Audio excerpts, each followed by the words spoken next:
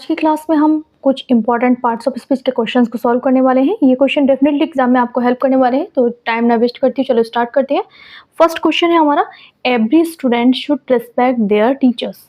हर एक स्टूडेंट को अपने टीचर की रिस्पेक्ट करनी चाहिए, टीचर्स की रिस्पेक्ट करनी चाहिए। तो यहाँ पर जो एवरी है, इसका हमें पार्ट्स ऑफ स्पीच बताना है कि नाउन है, प्रोनाउन है, एडजेक्टिव है या फिर एडवर्ब है।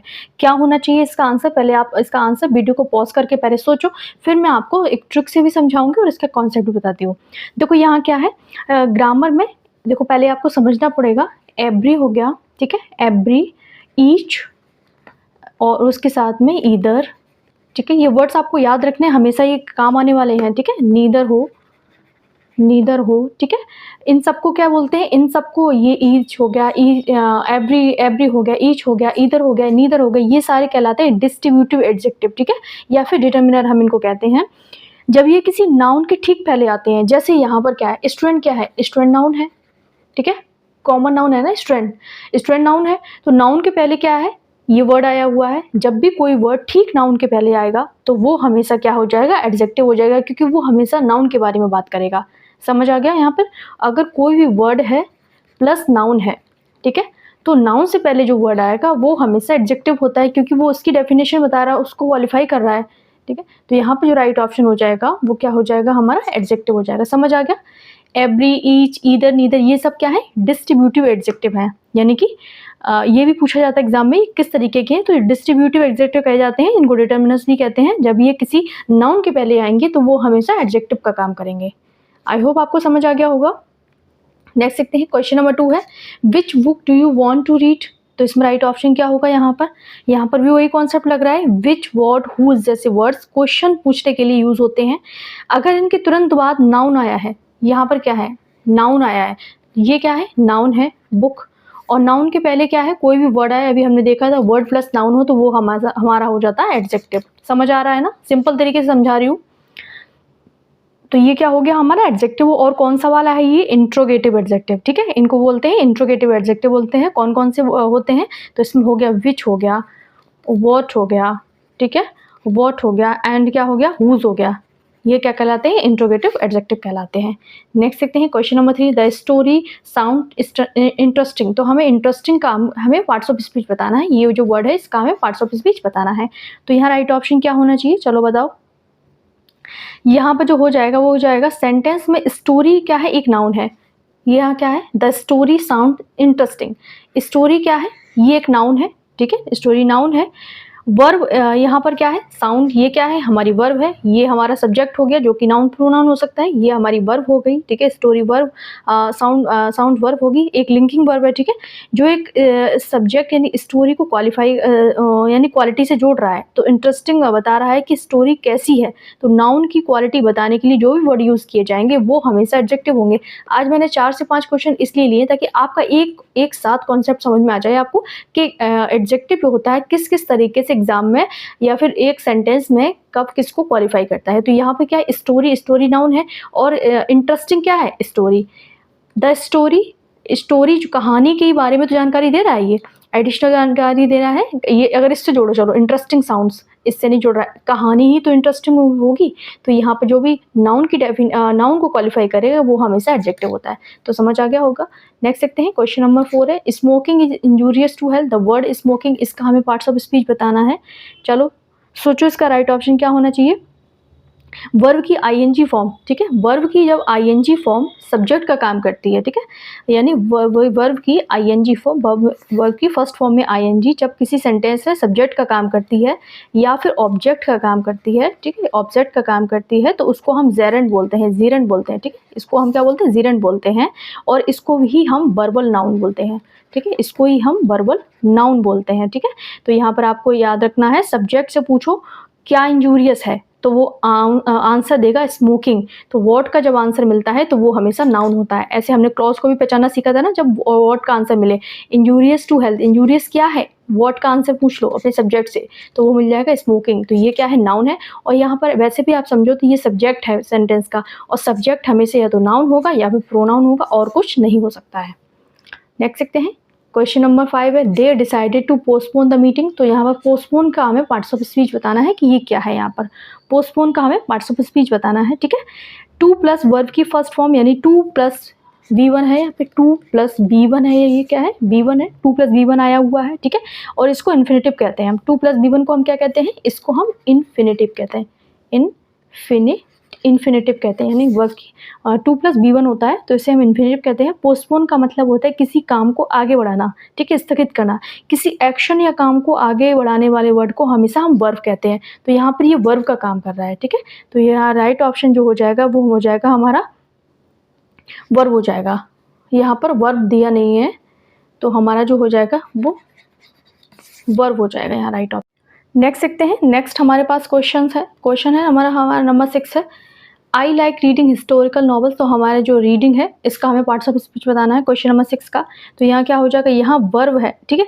यहाँ क्या है, ये अगर हम बात करें तो I like reading historical novels, यहाँ पर यहाँ मेन वर्ब क्या है, लाइक है, आई लाइक, ठीक है। आई लाइक यहाँ पर क्या है, मेन वर्ब है। यहाँ पर मेन वर्ब, सेंटेंस से पूछो मुझे क्या पसंद है, क्या का आंसर जब भी मिलता है तो वो रीडिंग की बात करेगा। तो मेन वर्ब का जब डायरेक्ट ऑब्जेक्ट की तरह जब यहाँ पर आईएनजी फॉर्म काम करता है, तो अभी हमने देखा था जेरन जो होता है सब्जेक्ट का भी काम करता है और ऑब्जेक्ट का भी काम करता है। तो यहाँ पर जब हमने लाइक से पूछा तो लाइक क्या है, तो रीडिंग, उसे रीडिंग करना है। तो ये यहाँ पर जेरन यानी एज अ ऑब्जेक्ट यानी नाउन का काम कर रहा है, तो ये नाउन हो जाएगा यहाँ पर।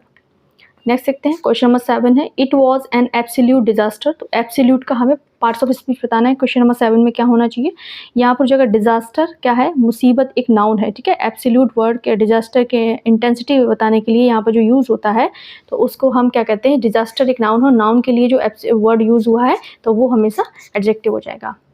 नेक्स्ट देखते हैं, she lives just around the corner. तो यहाँ पर जस्ट का पार्ट्स ऑफ स्पीच आपको बताना है, जस्ट का पार्ट्स ऑफ स्पीच क्या होना चाहिए यहाँ पर।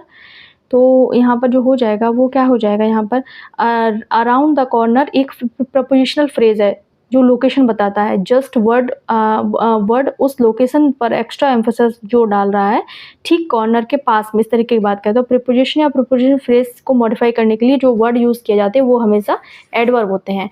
तो यहाँ पर ये क्या है, प्रपोजिशनल फ्रेज है ये, तो इसके लिए हम जो यूज़ करते हैं इससे पहले जो वर्ड यूज़ होते हैं वो हमेशा एडवर्ब होते हैं।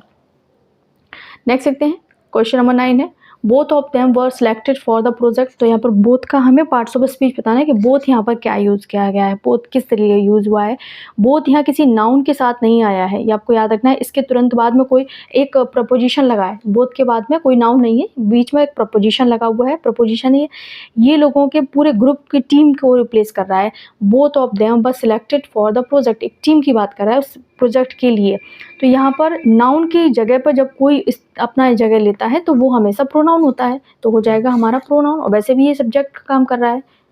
देख सकते हैं, both options are suitable for us. तो यहाँ पर बोथ का यहाँ आपको बोथ बताना है। यहाँ तो हमने देख लिया, यहाँ पर प्रपोजिशन लगा था, ये पूरे नाउन को रिप्लेस कर रहा था। क्वेश्चन नंबर 10 में क्या होना चाहिए, यहाँ पर both options are available for us. यहाँ पर क्वेश्चन नंबर 9 का ऑपोजिट है, यहाँ पर बोथ का तुरंत बाद में यहाँ पर ऑप्शंस दिया गया है। वो यहाँ पर देखो ऑप्शंस दिए गए हैं, ठीक है। ऑप्शंस याद रखना है आपको, ऑप्शंस दिए गए हैं जो कि क्या है, ये नाउन है। ऑप्शंस क्या है, नाउन है, क्योंकि नाउन के लिए तो ये वर्ब आई हुई है। तो जब भी नाउन के लिए कोई वर्ड आता है तो वो हमेशा एडजेक्टिव होता है, तो यहाँ ये एडजेक्टिव हो जाएगा, ठीक है। यहाँ ये वैसे भी अगर ट्रिक से पहचानो तो बीच में कोई प्रपोजिशन आए तो वो प्रोनाउन हो सकता है, जब डायरेक्ट किसी नाउन के साथ आएगा तो वो हमेशा ही एडजेक्टिव ही होगा, ठीक है। नेक्स्ट देखते हैं, question number 11, silence is preferred in the reading room. तो यहाँ पर साइलेंस का हमें पार्ट्स ऑफ स्पीच बताना है कि साइलेंस क्या है। यहाँ पर साइलेंस यहाँ पे सब्जेक्ट का काम कर रहा है। सेंटेंस में जो मेन टॉपिक होता है उसे वर्ब से पहले आकर सब्जेक्ट बनता है, ठीक है। नाउन और प्रोनाउन को भी हो सकता है। यहाँ पर साइलेंस क्या है, इज लगा है। वर्ब किसके लिए लगता है, सब्जेक्ट के लिए लगता है। सब्जेक्ट हमेशा नाउन या प्रोनाउन हो सकता है, तो ये हमेशा क्या, ये हम साइलेंस तो वैसे ही पता चल रहा प्रोनाउन नहीं, नाउन है हमारा, ठीक है, नाउन हो जाएगा। नेक्स्ट देखते हैं, क्वेश्चन नंबर 12 है, his performance was surprisingly good. तो यहाँ पर वर्ड सरप्राइजिंगली का हमें पार्ट्स ऑफ स्पीच बताना है। सरप्राइजिंगली का मतलब क्या है, यहाँ पर क्या सेंटेंस में गुड एक एडजेक्टिव है, ठीक है। ये गुड क्या है, एक एडजेक्टिव है, और जो परफॉर्मेंस की क्वालिटी बता रहा है, आप पूछो कितना गुड तो बताएगा सरप्राइजिंगली, यानी हैरान कर देने वाला। तो ये इंटेंसिटी बता रहा है यहाँ पर, ठीक है। तो एडवर्ब एडजेक्टिव की डिग्री, ये मात्रा बताने वाले वर्ड को हमेशा एडवर्ब कहते हैं, तो ये हमारा हो जाएगा एडवर्ब हो जाएगा। नेक्स्ट देखते हैं, क्वेश्चन नंबर 13 है, few people turned up at the seminar. तो इसमें राइट ऑप्शन क्या हो जाएगा यहाँ पर, तो यहाँ पे पीपल एक प्लूरल काउंटेबल नाउन है, ठीक है। पीपल क्या है, प्लूरल काउंटेबल नाउन है। फ्यू उस नाउन की संख्या यानी गिनती बता रहा है, ठीक है। तो यहाँ पर क्या हो जाएगा, ये एडजेक्टिव हो जाएगा, एडजेक्टिव ऑफ नंबर है ये, फ्यू एडजेक्टिव ऑफ नंबर है। नेक्स्ट है यहाँ फ्यू क्या है, few know the complete truth, तो यहाँ पे यहाँ फ्यू क्या है, चलो वहाँ तो एडजेक्टिव था, यहाँ पर क्या है, क्वेश्चन 13 के ऑपोजिट है ये, फ्यू के बाद में नाउन आया है, द कंप्लीट, ठीक है, द कंप्लीट आया वो फ्यू के बाद में नाउन, यहाँ पर क्या है, यहाँ पर नाउन नहीं है, सॉरी सॉरी सॉरी, यहाँ ये यहाँ पर नाउन था, ये नाउन है ना, ये नाउन था, 14 में नाउन नहीं है, ये आपको देखना है, 14 में क्या है, नाउन नहीं है, इसमें कोई नाउन नहीं है बल्कि डायरेक्ट वर्ब आया है, नो आई है ना यहाँ पर, ये तो वर्ब है ना, देखा नहीं मैंने, नो आया है ना यहाँ पे, ये तो ये क्या है, नो क्या होता है, नो तो वर्ब है, वर्ब है, ठीक है, ये क्या है, वर्ब है, यहाँ फ्यू लोगों के नाम को रिप्लेस कर रहा है, सब्जेक्ट खुद बन रहा है यहाँ पर, तो इंडेफिनिट प्रोनाउन हो जाएगा, ठीक है, ये क्या हो जाएगा, इंडेफिनिट प्रोनाउन हो जाएगा, ठीक है। Few know the complete truth, कुछ लोग ही पूरा सच जानते हैं, तो कुछ लोगों को रिप्लेस कर रहा है, यानी ये नाउन की जगह आ रहा है, तो ये प्रोनाउन हो गया। नेक्स्ट देखते हैं, दे वर चैटिंग कंटिन्यूसली ड्यूरिंग क्लास, तो यहाँ पे कंटिन्यूसली का आपको पार्ट्स ऑफ स्पीच बताना है, यहाँ पर ये क्या किस तरीके से काम कर रहा है। चैटिंग क्या है, एक वर्ब है, एक एक्शन है, ठीक है, ये वर्ब है, एक एक्शन है। सेंटेंस से पूछो बातें कैसे हो रही थी, तो वो कहेगा लगातार हो रही थी, तो वर्ब से एक्शन के बारे में, मैनर के बारे में पूछने पर जो पता चलता है वो एडवर्ब ऑफ मैनर होता है, तो वर्ब की जानकारी एडवर्ब देता है, ठीक है। The broken glass injured his hand, तो यहाँ पर ब्रोकन क्या है, ब्रोकन क्या है, द ब्रोकन ग्लास, टूटे हुए ग्लास में, ठीक है, तो यहाँ पर ये क्या है, तो ये क्या है, ग्लास क्या है, एक नाउन है, ये ग्लास क्या है, एक नाउन है, याद रखना है आपको। और ब्रोकन यानी टूटा हुआ, ग्लास की स्थिति की कंडीशन को बता रहा है, यानी ग्रामर में वर्ब की थर्ड फॉर्म यानी बी3 जब नाउन से पहले आकर कोई कंडीशन बताती है तो वो हमेशा पास्ट पार्टिसिपल यानी एडजेक्टिव का काम करती है, तो ये पास्ट पार्टिसिपल का काम कर रहा है, ठीक है, तो यानी पास्ट पार्टिसिपल क्या होता है, पास्ट पार्टिसिपल हमेशा एडजेक्टिव का काम करता है, तो ये अल्टीमेटली एडजेक्टिव हो जाएगा।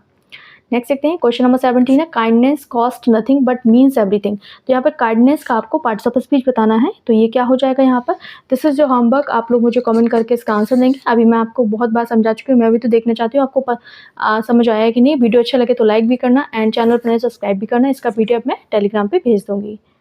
She works extremely hard for test, तो एक्सट्रीमली का आपको पार्ट्स ऑफ स्पीच बताना है क्वेश्चन नंबर 18 में। यहाँ क्या है, हार्ड क्या है, एक एडवर्ब है, ठीक है, एडवर्ब है जो बता रहा है, ठीक है, यहाँ हार्ड एक एडवर्ब है जो बता रहा है कि वो कैसे काम करती है। एक्सट्रीमली वर्ड इस हार्ड एडवर्ब को मॉडिफाई कर रहा है, ठीक है, तो वो कितना हार्ड करती है इस तरीके की बात कर रहा है, तो एडवर्ब को मॉडिफाई करने वाला भी एडवर्ब ही होता है, खुद को मॉडिफाई कर सकता है, तो हार्ड को मॉडिफाई करने वाला भी एडवर्ब ही, एडवर्ब खुद को भी मॉडिफाई कर सकता है ना, इसलिए।